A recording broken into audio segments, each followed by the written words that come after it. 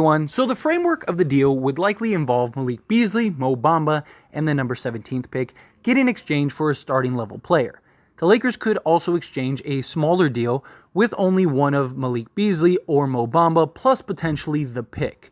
Names around the league that have been linked to the Lakers in recent weeks include Indiana Pacers' Myles Turner and Buddy Hield, Brooklyn's Dorian Finney-Smith and Royce O'Neal, Toronto's Gary Trent Jr., and Washington's Kristaps Porzingis, according to multiple league sources not authorized to speak publicly.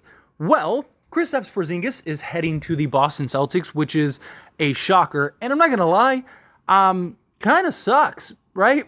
Because I think that is a huge pickup for the Boston Celtics. They're moving off of Brogdon. I think that, Kristaps Porzingis is a bigger need and gives them that third guy, that consistent floor spacer, kind of gives them an upgrade over a Al Horford, right? They could play him and Al Horford side by side. They could play him and Time Lord side by side. That sucks. But what this Celtics trade also did is it basically ensured that Chris Paul is heading to the Los Angeles Lakers, right? There were lots of talks about the Clippers maybe potentially trading for Chris Paul, which didn't make a lot of sense. Like, why are you going to give up a bunch of assets for Chris Paul? And this is why I said, look, if Chris Paul was going to get traded, it would have already happened. Like, who's trading for Chris Paul at this point? Any deal would be pretty straightforward, right? Here's a bunch of expiring contracts and like a second round pick, and we'll take Chris Paul. Right? It's not this like rocket science where it's like this complex trade where all these moving pieces have to work and this, that, and the other. That's not how it's going to go. It's going to be very straightforward. Here's a finder's fee for finding Chris Paul and sending him to us. Here you go. And then that's that. Washington's just trying to basically bear this down to the studs and kind of just rebuild, head in a positive direction, whatever assets they can acquire along the way or assets that they can acquire along the way. But Chris Paul to the Lakers, I feel, is kind of inevitable at this point. I feel like, this is something that has been talked about, speculated for some time. I also think that Chris Paul probably relayed like, hey, I don't want to play for the Clippers. Because look, if at any point he said, yeah, I'm okay with playing with the Clippers, I'm cool with that, send me to the Clippers, he would have been sent to the Clippers. But the fact that they went and got Brogdon, that tells me that they're probably not getting Chris Paul. Maybe Chris Paul gets bought out and maybe he gets waived, not bought out, and then he ends up going to the Clippers, right? That could be a possibility. And then they have, Chris Paul and Brogdon. That could be something. I just don't believe it. I think he's going to Lakers. I believe he's heading to the Lakers. I think as soon as he gets waived, that's his destination. So what that means for the Lakers is you basically got your starting point guard. Got your starting point guard in Chris Paul. I know a lot of people want to see Chris Paul come off the bench, but look, reality is reality. He's not coming off the bench. I would love it if he can. Cool. If he's willing to accept that role and he's willing to come off the bench, then by all means, I am totally cool with that. But realistically, that's probably not going to happen. That's probably not going to be the case. It's probably going to want to start. So now at that point, that gives you an idea of flexibility, right? Okay, well, we got Chris Paul. Now, do we want to go the route of trading D'Angelo Russell, or do we want that to kind of be our point guard play? Do we want to trade, or do we want to re-sign Dennis Schroeder, or do we want to trade for another point guard? That gives them some options. Regardless, I think you kind of have a solidified backcourt locked in, at least starting level, right? You got Chris Paul, you got Austin Reeves. Now it's just trying to find the other pieces. And as you saw in that report, other pieces are Buddy Hield and Myles Turner. Now, they could get one or the other. It doesn't necessarily mean that it has to be both of them. It very well could just be, okay, we're going to get Buddy Hield, or okay, we're going to get Myles Turner. But they very well could get both of them. And I made a video earlier today kind of diving into different possibilities, how they could just trade straight up for them, or they could even maybe potentially trade for the 26th pick, right? Could you do Buddy Hield, Myles Turner, and the 26th pick for the 17th, Malik Beasley, Mo Bamba, and the 2029 first, right? So basically Indiana, they're just kind of pushing the pick down the road. They just did a similar trade, a similar deal with the Denver Nuggets, in which they basically unloaded 2 of the picks. Denver's trying, or the Indiana Pacers are trying to do that, so that way they don't have a bunch of young rookies that they have to try to figure out, right? Like, let's draft, develop, do our thing, kind of go in this direction over here, start the rebuild, start the tank, and, maybe we get a top 10 pick with that Denver pick at some point, or maybe we get a better pick at some point, right? And that's where I think the Lakers' 2029 pick would come in, right?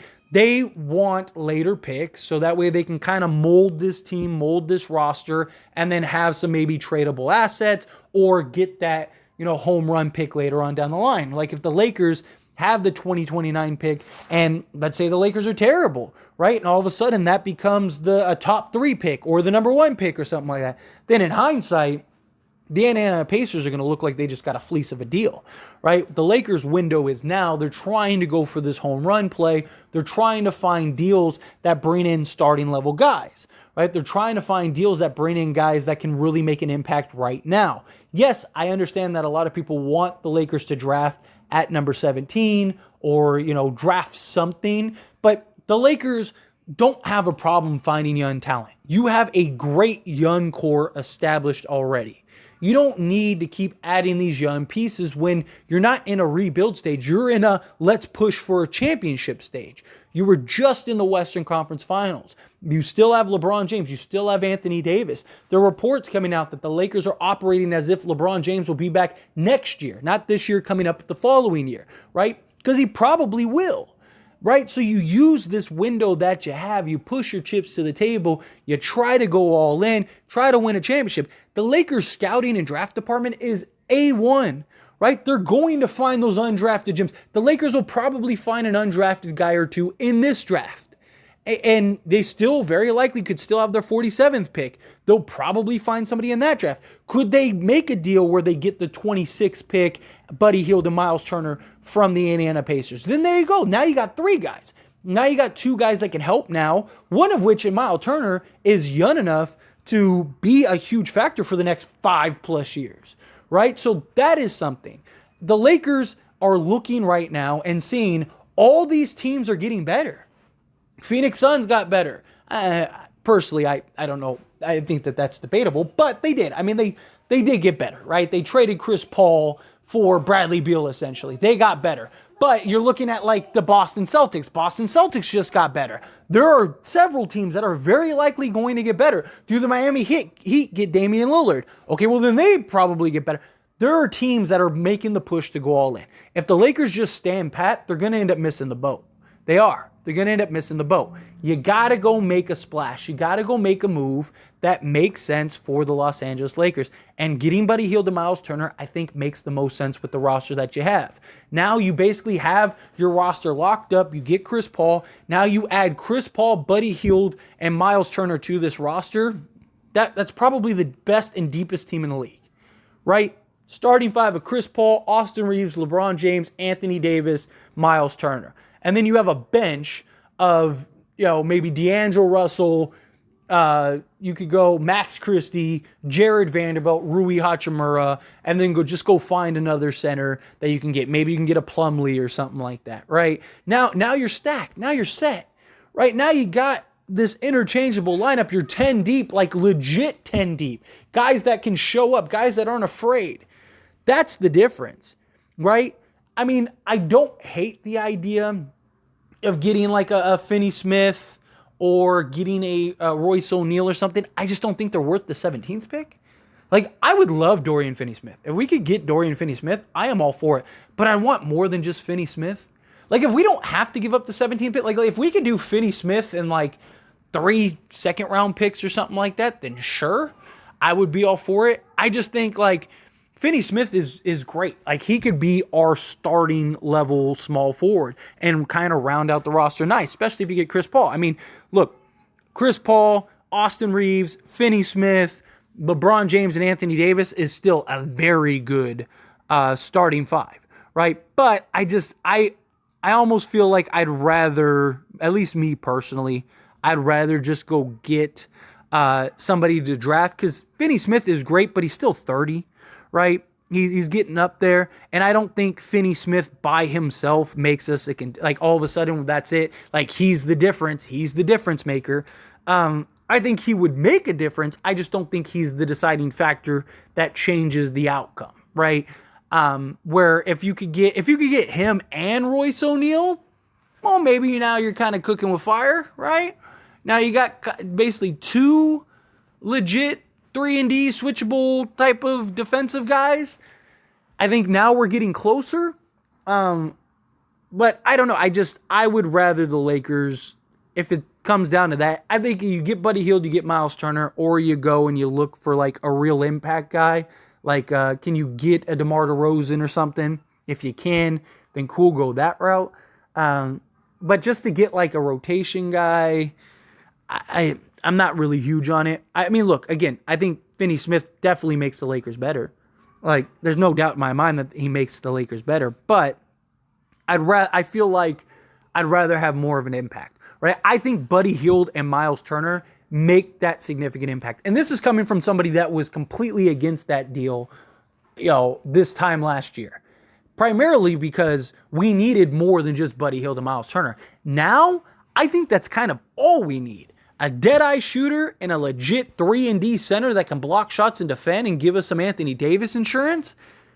Because we didn't have Rui Hachimura. We didn't have Jared Vanderbilt.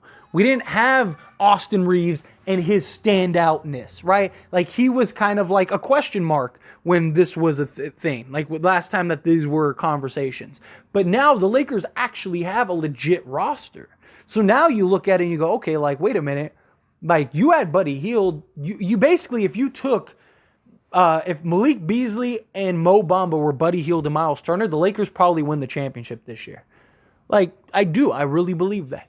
So if you could do that and make that move, then I think like, okay, now Lakers have a real chance. Lakers are deep. They have size. They have rebounding. They have shot blocking. Like, good luck trying to score in the interior on Myles Turner and Anthony Davis. I think that that's the approach. I think that that's the direction the Lakers should go. But anyway, as always, this is a discussion, so I pass the question to you. Let me know your thoughts and opinions down in the comments below. Do you agree, disagree, how do you feel? Love to hear it. Let me know.